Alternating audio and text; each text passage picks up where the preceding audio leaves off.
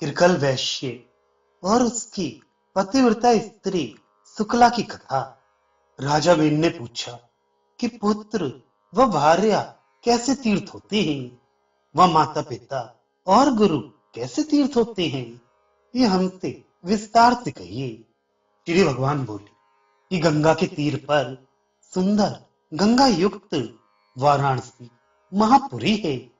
उसमें एक किरकल नामक वैश्य बसता था। उसकी भार्या महासाध्वी व पतिव्रत में परायण थी। धर्माचार में नित्य पर रहती व पति की सेवा में परायण रहती। उसका शुक्ला नाम था। स्वरूप युक्त सब उसके अंग थे। सुंदर पुत्र भी उसके थे। वह चारों मंगल युक्त रहती। सत्य वचन सदा बोलती। शुद्ध चित्त रहती। उसका सब आकार प्रिय था। वह अपने पति को परम प्रिय थी। ऐसे शुभ गुणों से युक्त थी। वह ऐश्वर्यवती थी। सब कार्य सुंदर ही करती। वह कृकल भी सब वैश्यों में उत्तम, अनेक प्रकार के धर्म जानने वाला, ज्ञानवान व गुणी था। पुराणों के सुनने में सदैव तत्पर श्रोता था। वह तीर्थ यात्रा के प्रसंग से बहुत से पुण्य किए थे। वह फिर भी एक समय पुण्य मंगलकारी तीर्थ यात्रा करने के लिए श्रद्धा से निकला। वह वहां ब्राह्मणों का संग हुआ। इससे उनके साथ कुछ वार्तालाप हुआ। फिर धर्म मार्ग पर वह वैश्य चलने को हुआ। उसकी पतिव्रता स्त्री उससे बोली। सुपति के स्नेह से युक्त उसने कहा, हे प्रिय, मैं तुम्हारी पुण्य करने वाली धर्म पत्नी हूं। वह पति के मार्ग को देखती हूं। वह पति ही की पूजा करती हूं। वह कभी आपका संग नहीं छोड़ा। हे, तुम्हारी छाया का आश्रय करके उत्तम धर्म करती हूं, जो कि पातिव्रत धर्म नारियों के लिए पाप नाशने वाला व गतदायक है। वह लोक में वह पुण्य स्त्री कहलाती है, जो पति की सेवा में परायण रहती है। पति को छोड़ युवतियों को अलग और कोई तीर्थ शोभित नहीं होता। बस स्त्री के लिए पति ही स्वर्ग मोक्ष देने वाला तीर्थ है। पति का वाम पाद स्त्री के लिए प्रयाग तीर्थ है। वह दक्षिण चरण उसके लिए पुष्कर है। सो स्त्री अपने पति के चरण धोकर उसी से स्नान करे, क्योंकि स्त्रियों के लिए पति के चरणों का जल प्रयाग व पुष्कर इन दोनों तीर्थों के समान है। इसमें कुछ भी संशय नहीं है। सब तीर्थमय भरता होता है। वह सर्व पुण्यमय पति होता है। बहुत से यज्ञों के करने वाले यजमान को जो पुण्य होता है, वह पुण्य पति की सेवा से स्त्री पाती है। गया अधिक तीर्थों की यात्रा करने से जो फल होता है, वह फल पति की शुश्रूषा करने से स्त्री को मिलता है। अब संक्षेप रीत से कहती हैं, इन स्त्रियों को पति सेवा को छोड़ और कोई धर्म ही नहीं है। इससे हे कान, तुम्हारे संग ही संग सहाय करने में मैं सुख भागनी हूं। अब जहां जहां तुम तीर्थ करने जाओगे, संग संग मैं भी चलूंगी। इसमें अंतर ना पड़ेगा। विष्णु जी बोले। यह सुनकर किरकल वैश्य ने सुकुमारता विचारा कि इसका रूप, शील, गुण, भक्ति व नवीन अवस्था तो ग्रह से बाहर जाने के योग्य है नहीं। क्योंकि जैसे हम बड़े दुर्गम पर्वतों पर वनों में तीर्थ यात्रा के लिए संग ले जाएंगे, तो शीत व घाम आदि के लगने से वो मार्ग के श्रम से इसके रूप का नाश हो जाएगा। क्योंकि इसके सब अंग कमल के गर्भ के समान चमकते हैं। वे शीत झंझावत पवन से काले हो जाएंगे।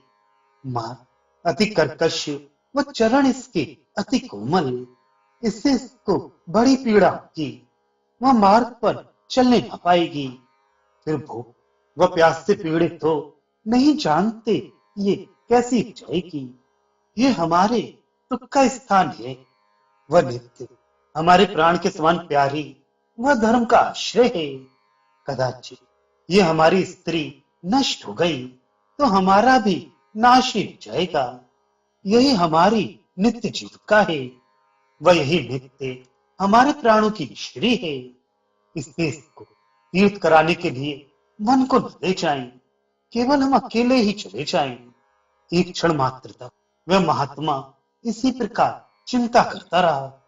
उसको चिंता करते देख उसने समझ लिया कि हमको संग नहीं ले जाना चाहते हैं। इसलिए चलने पर उद्यत अपने स्वामी से वह महाभाग्यवती फिर बोली कि हे महान भाव, पुरुषों को पापहीन स्त्री स्वतंत्र ना छोड़नी चाहिए।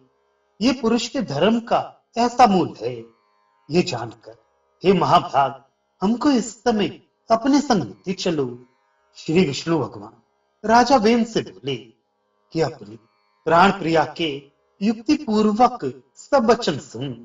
हंसकर कृकल वैश्य फिर उससे बोला कि हे प्रिय, हम तुमको कभी नहीं त्याग सकते, क्योंकि बड़े धर्म से हमने तुम ऐसी प्राण प्रिया भार्या को पाया है जिसने धर्मचारिणी पतिव्रता स्त्री को छोड़ दिया। हे श्रेष्ठ मुखवाली, उसने दशांग धर्म भी छोड़ दिया। हे प्रिय, तुम्हारा कल्याण हो, उसी से हम तुमको कभी भी त्याग नहीं करेंगे। विष्णु जी बोले कि इस प्रकार बार बार अपनी भार्या शुक्ला से कहकर वह समझाकर उसे बिना बताए ये रात्रि में ही उठकर अकेला चला गया। जब पुण्यकारी महाभाग कृकल चला गया तो प्रातः का देव कर्म के समय जब वह शुभ मुख वाली उठी तो अपने पति को अपने मंदिर भर में कहीं न देखकर व्याकुल हुई। वह इधर उधर देख रुदन करती हुई अति दुखित हुई। वह दुख शोक से पीड़ित हो पति के संगियों से पूछने लगी कि आप लोग हमारे भाई बांधव हैं, जो हमारे प्राणनाथ कृकल जी को कहीं आप लोगों ने देखा, कहीं आप लोगों ने देखा हो तो हमसे कहो, क्योंकि हमारे भर्ता पुण्य करता व सत्य पंडित वह सब जानने वाले हैं। उन महामती को जो कहीं देखा हो तो बताओ। उसका ऐसा भाषित सुन वे महात्मा लोग उस महामती वाली शुक्ला से बोले कि हे श्री, हे सुव्रते, धर्म यात्रा के प्रसंग से तुम्हारे कृकल स्वामी तीर्थ यात्रा करने गए हैं। तुम क्यों शोच करती हो? महातीर्थ को करके फिर लौट आएंगे। इस प्रकार उन हितकारी पुरुषों ने जब बहुत समझाया तो मनोहर बोलने वाली शुक्ला फिर अपने घर को चली गई। वह घर में जाकर करुणापूर्वक बड़े दुख से रोदन करने लगी, क्योंकि वह नित्य पति की पूजा में परायण थी। इसलिए उसने ये विचारांश किया कि जब तक हमारे स्वामी ना आएंगे तब तक हम भूमि पर ऐसे ही कुछ बिना बिछाए हुए सोएंगी। घृत व तेल कुछ भी भोजन न करेंगी, वाना दही दूध खाएंगी। वह लवंग तांबूल भी उसने छोड़ दिया।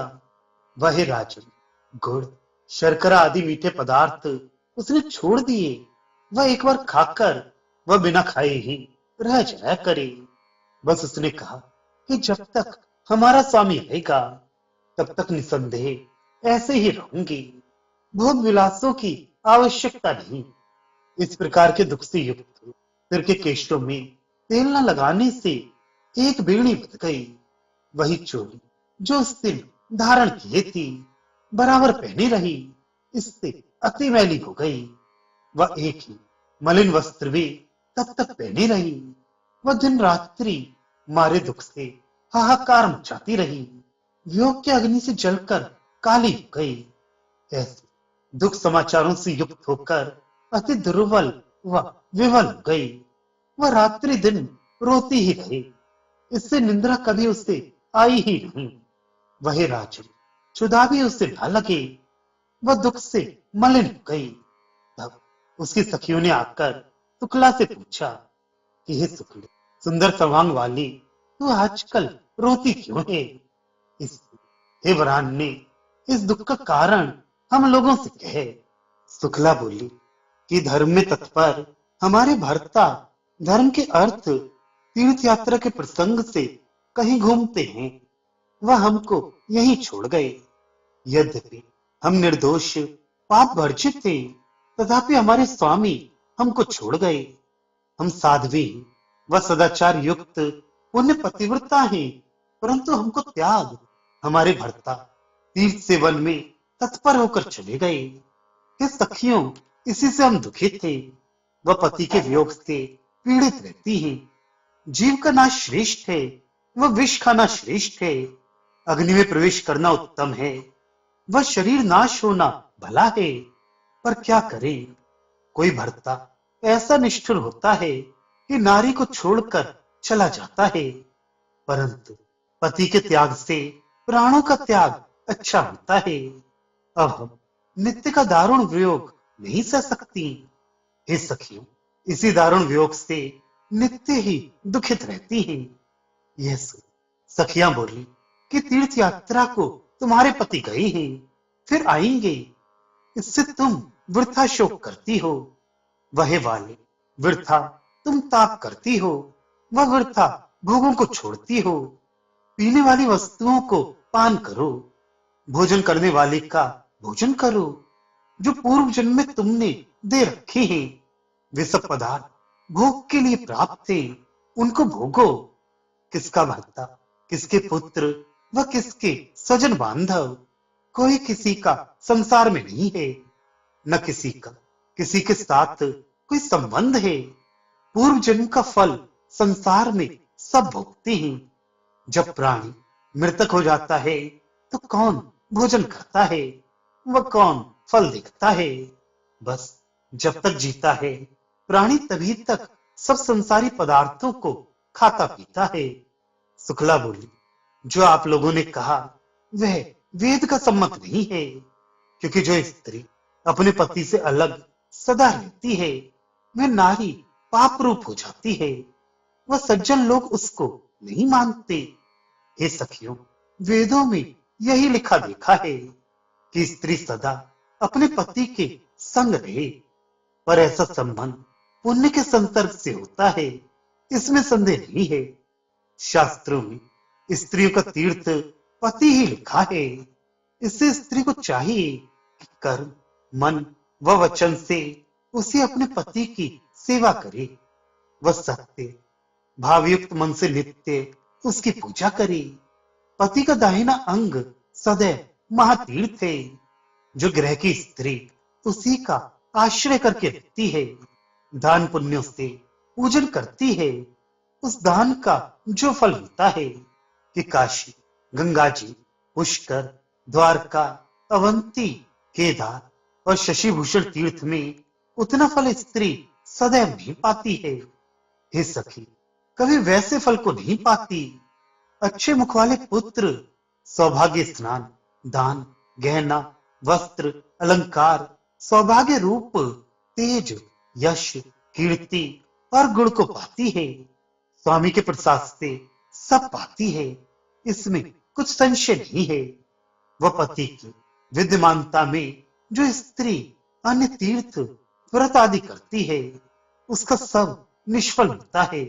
वह कुशंचली कहलाती है। स्त्रियों का रूप यौवन है। वह उस यौवन के लिए स्त्री को पृथ्वी मंडल में अकेला अपना पति है। जो नारी पति की सेवा करती है वह सुपुत्रवती होती है। उसी का यश सदैव संसार में होता है। वह जिस स्त्री के ऊपर उसका पति सदा संतुष्ट रहता है वह संसार में दर्शन करने के योग्य है, इसमें कुछ भी संशय नहीं है। वह जो स्त्री अपने पति से विरुद्ध रहती है, पृथ्वी पर उसको सुख, रूप व यश कहाँ मिल सकते हैं। वह पुत्र, कीर्ति कहाँ मिल सकते हैं, क्योंकि वह सदैव दुखी भोगती है। संसार में कुछ भी सुख उसे नहीं मिल सकता। वह सब पापों की भागनी होती है। वह सब दुखी दुख भोगती है।